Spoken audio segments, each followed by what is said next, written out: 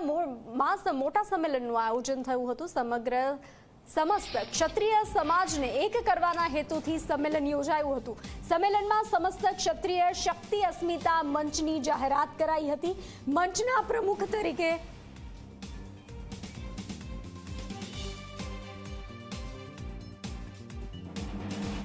આ મંચ કોઈ પોલિટિકલ કે વાદ વિવાદ કરવા માટે નથી।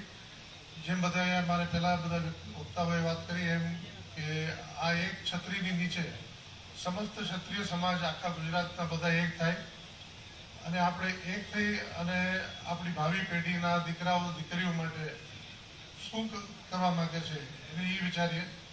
એમને સારું શિક્ષણ આપી મોટામાં મોટી ગિફ્ટ આપણે આપણા બાળકોને આપી શકીએ છીએ।